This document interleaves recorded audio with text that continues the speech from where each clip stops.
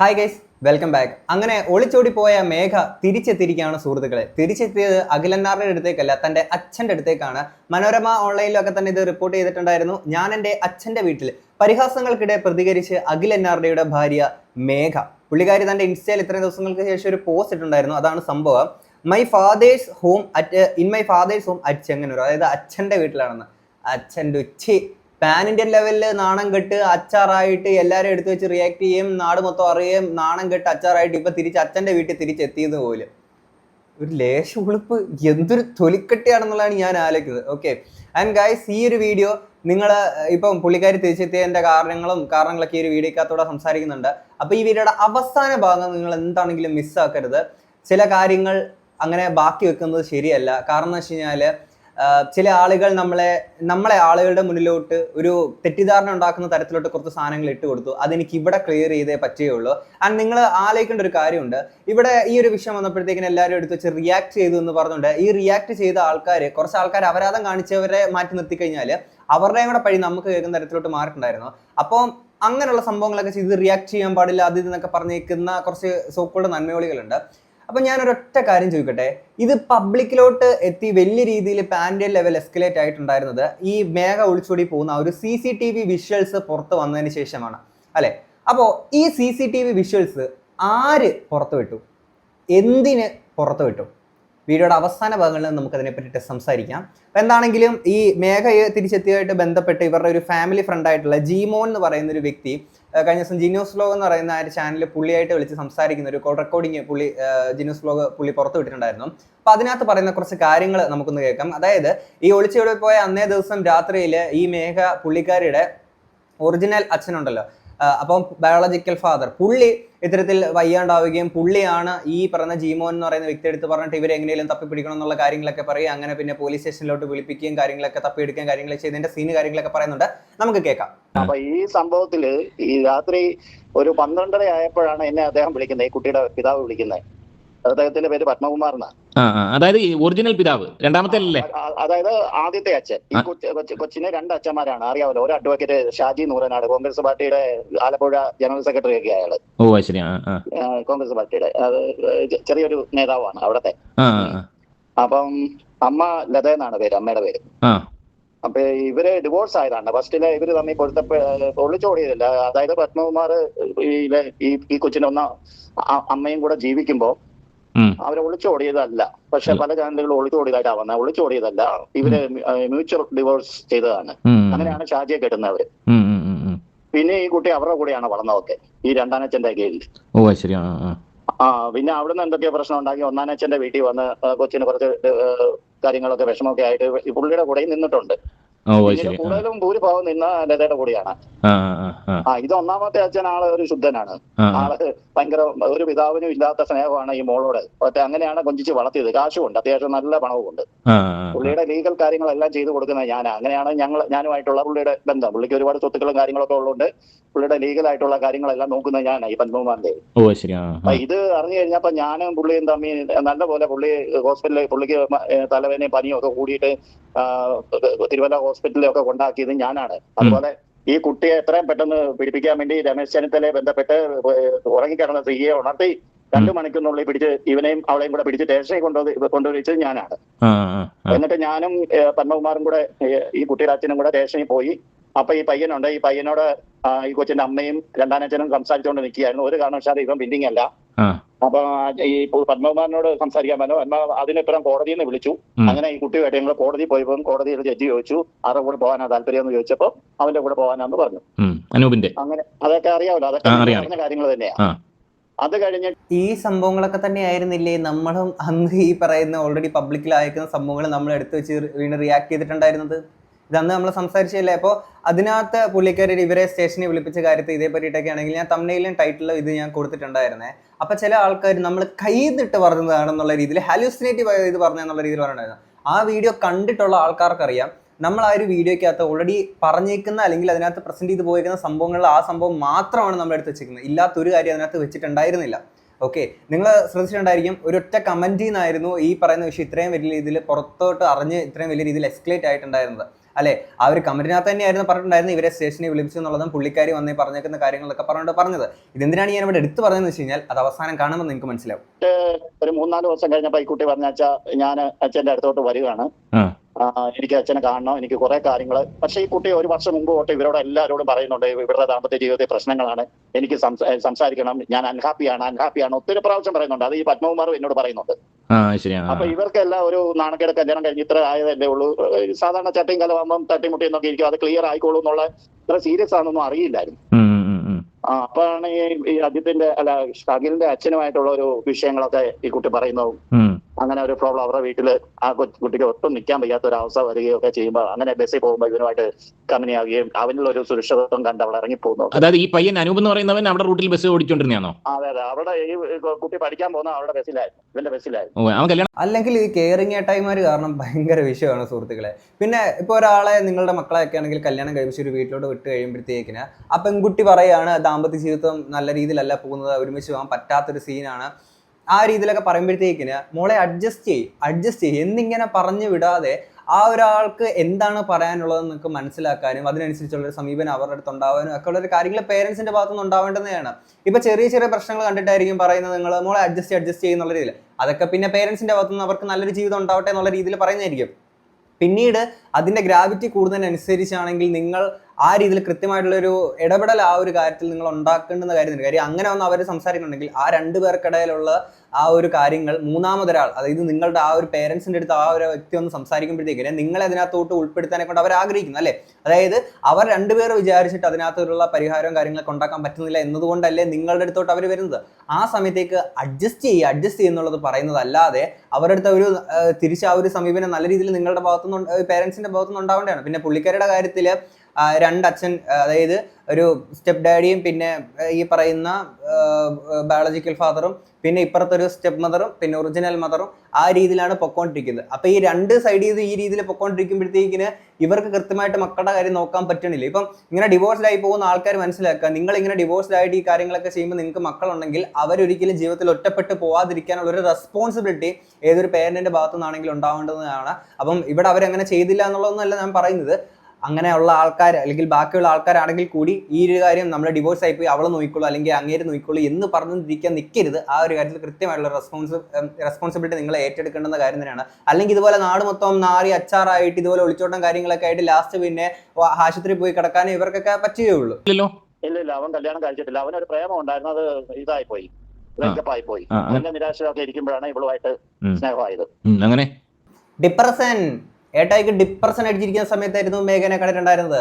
എന്നാൽ ഏട്ടായി ആലേക്കണ്ടേ ഈ ഡിപ്രഷൻ അടിച്ചിരിക്കുമ്പോൾ ഈ വന്നേക്കുന്ന പെൺകുട്ടിക്കാണെങ്കിൽ മറ്റൊരു ഭർത്താവുണ്ട്, അവിടെ ഒരു കുടുംബം ഉണ്ടെന്നുള്ള കാര്യങ്ങളൊക്കെ ഈ ഡിപ്രഷൻ അടിച്ചേക്കുന്ന ടേട്ടായി ആലോചിക്കണ്ടേ? ടേട്ടായി അത് ആലോചിച്ചില്ല. അനുവിന് ഒരു അച്ഛൻ മരിച്ചു പോയ ഒരു അമ്മയും ഒരു അനിയനും മാത്രമേ ഉള്ളൂ. അനുവിന് ഒരു ചെറിയൊരു വീടാണ്, അത്യാവശ്യം ചെറിയ ഒരു 10-50 സെന്റ് സ്ഥലമുണ്ട്. ഗവൺമെന്റ് ജോലിയൊന്നുമില്ല, 750 രൂപയുടെ ഡെയിലി ബേസിനാണ് ഇപ്പോഴും പോയിക്കൊണ്ടിരിക്കുന്നത് അനുവ്. ജോലി കിട്ടിയെന്ന് ഒരു ഇൻഫർമേഷൻ കിട്ടിയായിരുന്നു. താൽക്കാലിക ജോലിയാണ്, എന്തോ ഒരു വകുപ്പുണ്ടല്ലോ, 700 ഡെയിലി അന്നു പോകുന്ന അന്നു കാശ് കിട്ടും. യദുകൃഷ്ണന്റെ ജോലി, യദുകൃഷ്ണൻ ഇല്ലേ വിവാദ നായിക, പ്രശ്നം ഉണ്ടാക്കിയേക്കുന്ന പുള്ളി, അദ്ദേഹത്തിന്റെ അവസ്ഥ തന്നെ. അദ്ദേഹത്തിന്റെ പോലെ ഡെയിലി ബേസിന് പോയിക്കൊണ്ടിരിക്കുമ്പോഴാണ് ഈ കുട്ടിയായിട്ട് സ്നേഹത്തിലാവുന്നതും ഇവരങ്ങനെ രാത്രിക്ക് അങ്ങ് പോകുന്നതൊക്കെ. അതിനുശേഷം 4 ദിവസം അവന്റെ കൂടെ കഴിഞ്ഞോളൂ. കുറച്ച് 3-4 ദിവസം കഴിഞ്ഞു. 4 ദിവസം, 4ാമത്തെ 5ാമത്തെ ദിവസം കുട്ടി വിളിച്ചു പറഞ്ഞു വേറെ ജീവിതം അടുത്തിട്ടൊന്നുമില്ല. അവനോട് അനുവാദം മേടിച്ചിട്ട് തന്നെ പുള്ളി കുട്ടിയെ വീട്ടിൽ കൊണ്ടു നിർത്തിയിരിക്കുന്നത്. കാര്യങ്ങളൊക്കെ പറയാനായിട്ട് അച്ഛനോട് ഉണ്ടായ സംഭവങ്ങളൊക്കെ വിവരിക്കാനായിട്ട് ആ കുട്ടി വന്നത്. തിരിച്ചു പോകുന്നു തോന്നുന്നു, എനിക്കറിയില്ല. അതായത് അനൂപുമായിട്ടുള്ള ബന്ധം ഉപേക്ഷിച്ചിട്ടില്ല. ഇല്ല, അനുഭവമായിട്ട് ഇപ്പം ബന്ധമുണ്ട്. ഡിവോഴ്സ്, അഖിലുമായിട്ടുള്ള ഡിവോഴ്സിൽ നിന്ന് വക്കീൽ വരും. വക്കീൽ വന്ന് മ്യൂച്വൽ ഡിവോഴ്സ് ആണ് അവർ ഉദ്ദേശിക്കുന്നത്. ഈ മ്യൂച്വൽ ഡിവോഴ്സിന്റെ ആയിരുന്നു ഇവർ ഉദ്ദേശിക്കുന്നുണ്ടെങ്കിൽ ഇവർക്കെന്നാ പിന്നെ നേരത്തെ ഇതങ്ങ് ചെയ്താൽ പോരായിരുന്നു. ഞാൻ ഫസ്റ്റ് വീഡിയോ ചെയ്തപ്പോഴും പറഞ്ഞാണ്, നിങ്ങൾക്ക് അങ്ങനെ ഒരുമിച്ച് ജീവിക്കാൻ താല്പര്യം എന്നുണ്ടെങ്കിൽ ഡിവോഴ്സ് ചെയ്തിട്ട് പോവാ. ഇപ്പൊ ടേട്ടായി കേരൻ ടേട്ടായി ആണെങ്കിൽ കൂടെ നിൽക്കുന്നുണ്ടല്ലോ, അപ്പൊ ടേട്ടായിയുടെ കൂടെ നിന്നിട്ട് ഇപ്പൊ ടേട്ടായിയുടെ പറയുന്ന പോലെ തന്നെ എന്നിട്ട് ഡിവോഴ്സ് കാര്യങ്ങൾ കൊടുത്തിട്ട് അങ്ങനെ ചെയ്യണ്ടേ? അല്ലെങ്കിൽ ടേട്ടായി പറഞ്ഞു കൊടുക്കണ്ടേ മോളെ നീ ഡിവോഴ്സ് ചെയ്യുക, അങ്ങനെയാണ് ചെയ്യേണ്ടത്, ഇല്ലെങ്കിൽ നാട് മൊത്തം നാറി അച്ചാറാവും എന്നുള്ളത് പറയണ്ടേ? പിന്നെ ഡിപ്രഷനിൽ നിൽക്കുന്ന ടേട്ടായി ആണ്ട് ടേട്ടായിക്ക് അത് പറയാൻ അറിയത്തില്ലായിരിക്കും. അപ്പൊ പുള്ളിക്കാരിക്ക് ഇത്രയ്ക്ക് ബോധം വിവരം ഇല്ലാത്ത ഒരാളാണ്. അതുകൊണ്ട് ഡിവോഴ്സ് കഴിഞ്ഞിട്ട് ഇവനുമായിട്ട് കല്യാണം നടത്തി കൊടുക്കുമല്ലോ എന്ന് എനിക്കറിയില്ല. എന്തായാലും ആ കുട്ടിക്ക് താല്പര്യമാണെന്നാ പറഞ്ഞിരിക്കുന്നത്. ആ കുട്ടി അവനെ വിട്ടു പോകുകയില്ലെന്നാണ് ഞാൻ അറിഞ്ഞത്. അതങ്ങനെ ആയിരിക്കുമല്ലോ, ചെരുപ്പിന്റെ അടിയിൽ ഒട്ടിപ്പിടിച്ച ബബിൾഗം പോലെയാണ് ചില ആൾക്കാരുടെ പ്രേമം. അത് എടുത്ത് കളയാൻ ഭയങ്കര പ്രയാസമായിരിക്കും. അപ്പൊ ആ ടേട്ടായി അത് തന്നെ പറഞ്ഞുകൊണ്ടേ നിൽക്കുകയുള്ളൂ. പിന്നെ ടേട്ടായി മനസ്സിലാക്കേണ്ട ഒരു കാര്യം എന്താണെന്ന് വെച്ച് കഴിഞ്ഞാൽ, ഓൾറെഡി ഒരു ഭർത്താവ് ഉണ്ടായിരിക്കെ മറ്റൊരാളെ കണ്ടിട്ട് ഡിവോഴ്സ് പോലും ചെയ്യാതെ അങ്ങനെ തിരിച്ചിങ്ങനെ പോയിരിക്കുന്ന ഒരു വ്യക്തി ആണല്ലോ. അപ്പം അങ്ങനെ പോയി ആ ഒരാൾ ഉറങ്ങിക്കിടക്കുന്ന സമയത്തേക്ക് അയാളെ പറ്റിച്ചിറങ്ങി വന്നേക്കുന്ന ഒരു വ്യക്തി നാളെ ഈ ഒരു വ്യക്തിയുടെ ഒപ്പം അല്ലെങ്കിൽ ഈ ഒരു വ്യക്തിനെ വേണ്ടെന്ന് പറഞ്ഞ് നാളെ ഇനി പോയില്ല എന്നുള്ള എന്തുറപ്പാണ് ഈ ടേട്ടായിക്കുള്ളത്? എന്താണെങ്കിലും ബാക്കി കേൾക്കാം. മനോരമയിലൊക്കെ ന്യൂസ് വന്നിട്ടുണ്ട് ഇപ്പൊ ഇതുമായിട്ട് ബന്ധപ്പെട്ട്. അതെന്ത് വാർത്തയാണ് വന്നിരിക്കുന്നത്? അതായത് കുട്ടി അച്ഛന്റെ വീട്ടിലാണ്, ഒളിച്ചോടിയിട്ടില്ല എന്നുള്ള തരത്തിലാണ് കുട്ടി. ഒളിച്ചോടിയത് സത്യം തന്നെ, ഒളിച്ചോടിയത് സത്യം തന്നെ. അത് കുട്ടിയുടെ അച്ഛന്റെ വീട്ടിൽ ഇപ്പോഴാണ് ഒരു 3-4 ദിവസത്തിന് ശേഷം അനുവുമായിട്ടുള്ള ബന്ധം ഇപ്പോഴും തുടരുന്നുണ്ട്. അനുവ് ഉപേക്ഷിച്ചിട്ടില്ല. അനുവിന്റെ കൂടെ തന്നെയാണ് കുട്ടി. അനുവിന്റെ അനുവാദത്തോടു കൂടിയാണ് അച്ഛന്റെ വീട്ടിൽ വന്നേക്കുന്നത്. ഞാൻ അവരുടെ എത്ര ഫാമിലി ആണ് അനുവാദം വാങ്ങാതൊന്നും പോവില്ല. കാര്യം ടേട്ടായുടെ അനുവാദം ഉണ്ടെങ്കിലേ എന്ത് ചെയ്യാൻ പറ്റുള്ളൂ. അതങ്ങനെയാണ്. ഈ പുള്ളി ഞാനും ചങ്ക് ബന്ധമാണ്. അതുകൊണ്ടാണ് എനിക്ക് എല്ലാ വിവരം അറിയാവുന്നത്. ഈ കുട്ടി ഇന്നലെ 1 മണിക്കൂറോളം എന്നോട് സംസാരിച്ചല്ലോ. കാര്യങ്ങളൊക്കെ ഇത്ര സീരിയസ് ആണ്. ആ കുട്ടിയുടെ ഭാഗത്തും ചെറിയ ന്യായമൊക്കെ ഉണ്ട്. ചെറിയ ന്യായമല്ല. അഖില് ഞാൻ ഒരൊറ്റ കാര്യം ചോദിച്ചോട്ടോ, ഈ കുട്ടി ഇത്രയും തെറ്റ് ചെയ്തിട്ടുണ്ടെങ്കിൽ എന്തുകൊണ്ട് അഖില് ഇവർക്കെതിരെ തിരിയുന്നില്ല? അതേസമയം അഖിൽ എന്തുകൊണ്ട് അവളെ പോലീസ് സ്റ്റേഷനിൽ അങ്ങോട്ടും ഇങ്ങോട്ടും തേജോവധം ചെയ്യലെന്ന് എഴുതി വെപ്പിച്ചു? അത് കാരണം അഖിലിന്റെ പല രഹസ്യങ്ങളും, അഖിലിന്റെ അച്ഛന്റെ പല രഹസ്യങ്ങളും ഇവിടെ പുറത്ത് പറയും. തെളിവ് സഹിതം പുറത്ത് വിടുമെന്ന് അഖിലിന് നന്നായിട്ട് അറിയാം. അതുകൊണ്ടാണ് അങ്ങനെ ഒരു എഗ്രിമെന്റ് വെച്ചിരിക്കുന്നത്. അഖിലിന്റെ അച്ഛന്റെയും പല കാര്യങ്ങളും പുറത്തു വിടുവെന്നാ? രണ്ടുപേരുടെയാ?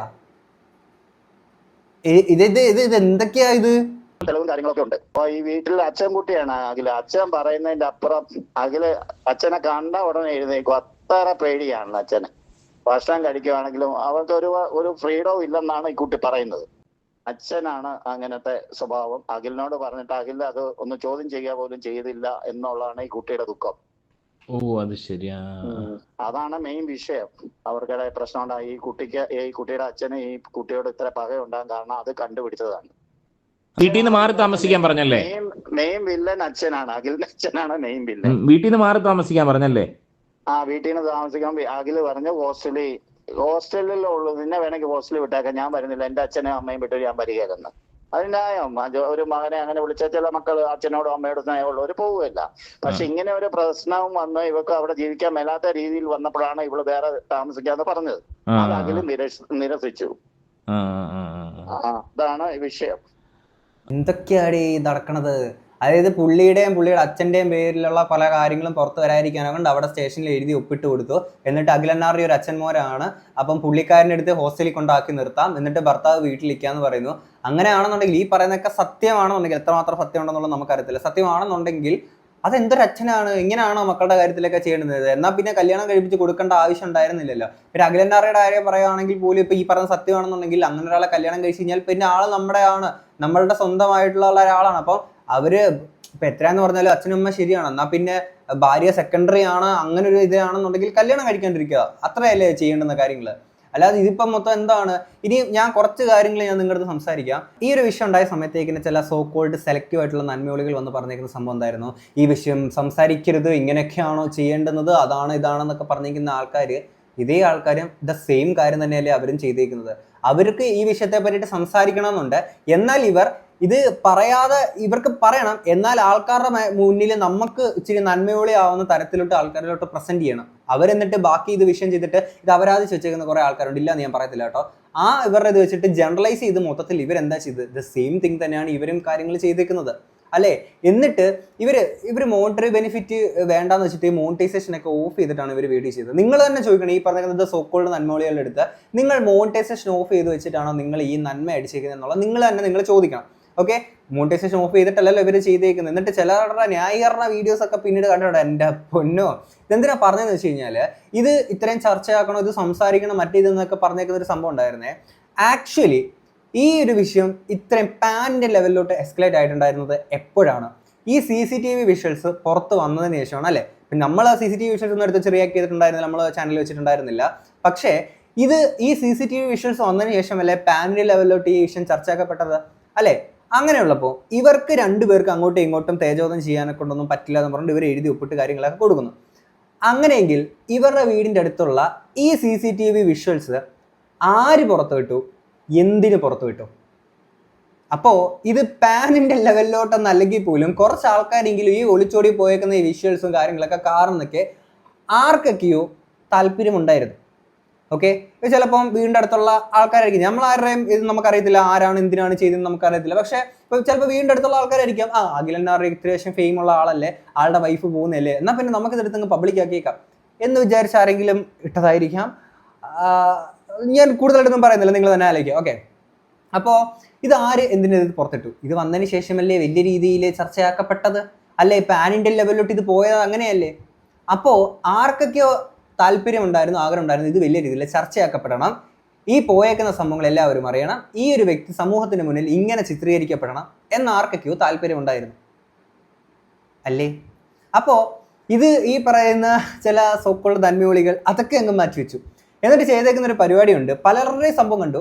അതിനകത്ത് പല ആളുകളുടെ മുന്നിലോട്ട് നമ്മളെ, ഓക്കെ, നമ്മുടെ സാത്താൻ സ്ട്രീറ്റ് എന്ന് പറഞ്ഞ ഈ ഒരു പ്രൊഫൈലിനാണെങ്കിൽ ആൾക്കാരുടെ മുന്നിലോട്ട് തെറ്റിദ്ധരിക്കപ്പെടുന്ന രീതിയിലോട്ട് ഇട്ടേക്കുന്ന ഒരു വ്യക്തി ഉണ്ടായിരുന്നു, നമ്മുടെ അഷ്കർ ടെക്കി. ഓക്കെ, നമ്മുടെ വീഡിയോക്കകത്ത് വെച്ചിരിക്കുന്ന തംബ്നെയിലും ടൈറ്റിലും അതായത് തെറ്റിദ്ധരിപ്പിച്ച് വെച്ചേക്കുകയാണ്, ഇല്ലാത്ത കാര്യമാണെന്നുള്ള രീതിയിൽ പറഞ്ഞ് മാനിപ്പുലേറ്റ് ചെയ്തേക്കാണ്.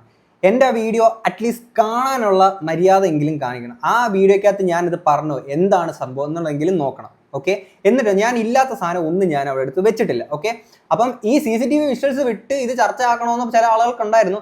അത്രയൊന്നും നമ്മൾ അവിടെ ചെയ്തിട്ടില്ലല്ലോ. നമ്മൾ ആരുടെയും വീട്ടിൽ പോയി ചൂഴ്ന്നെടുത്തിട്ട് CCTV വിഷ്വൽസ് കടന്നാക്രമിച്ചെന്നില്ല. ഈവൻ ന്യൂസ് ചാനൽസിൽ പോലും ചർച്ചയാക്കപ്പെട്ടേക്കുന്ന വിഷയമാണ് നമ്മൾ റിയാക്ട് ചെയ്തേക്കുന്നത്. ഓക്കെ, ഒരു സാറ്റലൈറ്റ് ചാനൽ അല്ലെങ്കിൽ ഈ പറയുന്ന ഇത്രയും ഫണ്ടിങ്ങും ഇത്രയും അഡ്വർടൈസ്മെന്റും എല്ലാം വരുന്ന ഇത്രയും ഒരുപാട് ബിസിനസ് ആളുകളൊക്കെ തന്നെ ഇൻവെസ്റ്റ് ചെയ്തേക്കുന്ന ഇങ്ങനൊരു ചാനൽ, സാറ്റലൈറ്റ് ചാനലുകൾ പുറത്തോട്ടേക്കുന്ന ന്യൂസുകൾ ഇതാണിത്. അതുപോലെ നമ്മളൊരു ഇൻഡിവിജ്വൽ യൂട്യൂബ് ചാനലിൽ കൂടെ നമ്മളിത് വെച്ച് റിയാക്ട് ചെയ്തു.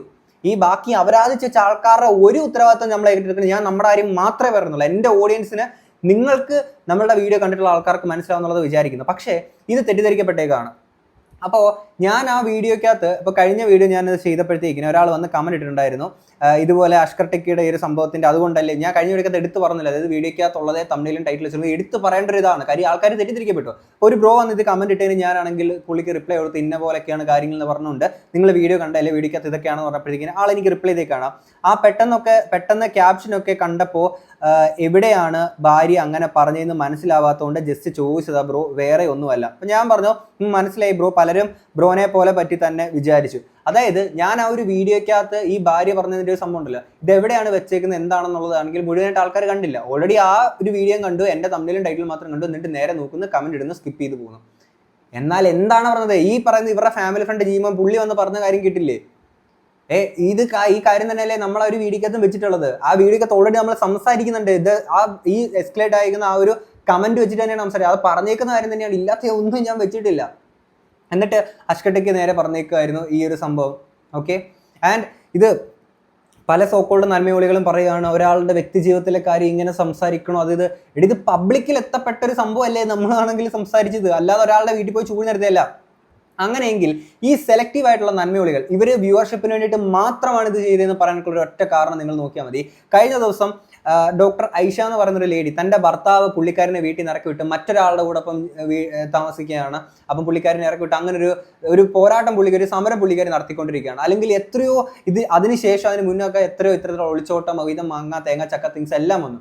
അപ്പോൾ ഈ സോക്കോൾഡ് നന്മവിളികളുടെ ഈ നന്മ അടിക്കുന്നത് നിങ്ങൾ എവിടെയെങ്കിലും കണ്ടാൽ, ദാറ്റ് മീൻസ് ഈ വിഷയം അത്രത്തോളം എസ്കലേറ്റ് ആയിട്ട് അൽഗോരിതത്തെ ഭയങ്കരമായിട്ട് ട്രിഗർ ചെയ്യുന്ന സംഭവമാണെന്ന് മനസ്സിലായിട്ട് തന്നെയാണ് അവർ ഈ ഒരു വിഷയത്തിൽ മാത്രമെന്ന് അവർ സംസാരിച്ചിട്ടുണ്ടായിരുന്നത്. അതിന് മുന്നോ അതിന് ശേഷമോ ഈ പറയുന്ന ആൾക്കാർ സംസാരിച്ചത് നിങ്ങൾ കണ്ടോ? ഈവൻ ഈ ഡൽഹി പ്രൊട്ടസ്റ്റിൽ നടന്ന സംഭവങ്ങളിൽ പോലും സംസാരിക്കാൻ പല ആൾക്കാരും മിണ്ടാതിരുന്ന സമയത്തേക്ക് ഈ പറഞ്ഞേക്കുന്ന നമ്മളൊക്കെ തന്നെ ഇതിനകത്ത് സംസാരിച്ചു. അതൊന്നും ആരുടെയും കണ്ണിൽ പെടൂല. ഇത് മാത്രമേ അവരുടെയൊക്കെ കണ്ണിലുകൾ പെടുകയുള്ളൂ. ഇപ്പം ഞാൻ ഒരു എക്സാമ്പിൾ പറഞ്ഞെന്നുള്ളൂ, അങ്ങനെ പല വിഷയങ്ങളുണ്ട്. ഓക്കെ, ഇനി ഈ പറഞ്ഞേക്കുന്ന അഷ്കർ ടെക്കിയുടെ ഒരു കാര്യം പറയാം, എടുത്തു വെച്ച് സംസാരിക്കാനാണെങ്കിൽ കുറേ കാര്യങ്ങളുണ്ട്. പക്ഷെ ഒരുപാട് ആൾക്കാരിലോട്ട് പെടുത്തുന്ന രീതിയിലോട്ട് അഷ്കർ ടെക്കി ഇട്ടതുകൊണ്ടാണ് ഈ ഒരു കാര്യത്തിന് കൃത്യമായിട്ടൊരു ഉത്തരം പറയണം. അഷ്കർ ടെക്കി ആ ഒരു വീഡിയോ ഇടുന്നതിന് മുന്നേ ഇട്ടതിന് ശേഷം ചാനലിൽ കയറി നോക്കുമ്പോൾ ഞാൻ ഇതിൻ്റെ സ്ക്രീൻഷോട്ട് വെക്കാം. അഷ്കർ ടെക്കിയുടെ വീഡിയോയുടെ MRC ഫയൽസ് കയ്യിൽ പിടിക്കുന്നത് തെറ്റാണോ, പിന്നെ 80 ലക്ഷം മാസ വരുമാനം, ഇൻസ്റ്റഗ്രാം സബ്സ്ക്രിപ്ഷൻ, തൊട്ട് താഴെ നീ കാട്ടാക്കടയിലുള്ള ഈ ഒരു 3 വീഡിയോസ് ഉണ്ടല്ലോ, ഇതിൻ്റെ ഇടയ്ക്ക് ഒരു വീഡിയോ അഷ്കർ ടെക്കി മുക്കി. അതായത് ഈ ഫാമിലി ഇഷ്യൂസ് ഒക്കെ എടുത്ത് വെച്ച് സംസാരിക്കേണ്ട കാര്യമുണ്ടോ, അങ്ങനെ ഇങ്ങനെ എന്നൊക്കെ വന്ന് പറയുന്ന ഒരു സംഭവം ഉണ്ടല്ലോ. ഇത് സീക്രട്ട് ഏജന്റുമായിട്ടുള്ള അവർ തമ്മിലുള്ള ക്ലാഷ്, അത് അവർ തീർത്തോട്ടെ, ഞാൻ അതിനെപ്പറ്റിയല്ല പറഞ്ഞത്. നമ്മുടെ വിഷയം പറഞ്ഞ് അത് ആൾക്കാരോട് തെറ്റിദ്ധരിപ്പിച്ചതിന്റെ കാര്യത്തെ പറ്റിയിട്ട് മാത്രമാണ് ഞാൻ പറഞ്ഞത്. അങ്ങനെയെങ്കിൽ ഫാമിലി വിഷയങ്ങൾ സംസാരിക്കാത്ത, അത്തരം കാര്യങ്ങളൊന്നും ഇടപെടാത്ത അഷ്കർ ടെക്കി ഒരു വീഡിയോ മുക്കി. ഈ സബ്സ്ക്രിപ്ഷന് തൊട്ട് താഴെയുള്ളത് ഞങ്ങൾ വീണ്ടും ഒന്നിക്കും എന്ന് പറഞ്ഞ ഡിവോഴ്സ് ഡ്രാമ എന്ന് പറഞ്ഞുകൊണ്ട് മല്ലു ഫാമിലിയുടെ ഒരു വീഡിയോ ചെയ്തിട്ടുണ്ടായിരുന്നു. ആ വീഡിയോ മുക്കിയിട്ടാണ് അഷ്കർ ടെക്കി പിന്നീട് മറ്റേ വീഡിയോ ചെയ്തിട്ടുണ്ടായിരുന്നത്. ഓക്കെ, അതായത് സെലക്റ്റീവ് ആയിട്ടുള്ള നന്മയൊളികളാണ്. ഒന്ന് ആലോചിച്ച് നോക്കൂ. ഇപ്പം ഞാനിവിടെ അഷ്കർ ടെക്കിയുടെ വീഡിയോസ് നമ്മളും കാണുന്ന ഒരു വ്യക്തി തന്നെയാണ്.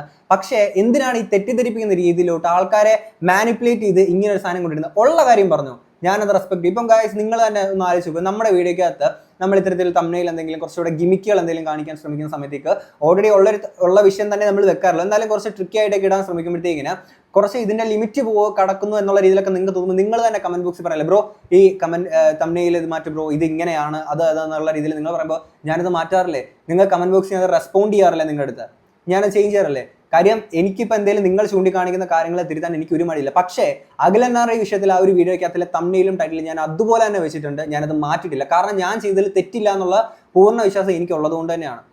ഓക്കെ, ഞാൻ അതിനകത്ത് ഇല്ലാത്ത കാര്യം വെച്ചിട്ടില്ല, നിങ്ങളെ ഞാൻ പറ്റിച്ചിട്ടില്ല, നിങ്ങളെ ഞാൻ തെറ്റിദ്ധരിപ്പിച്ചിട്ടില്ല.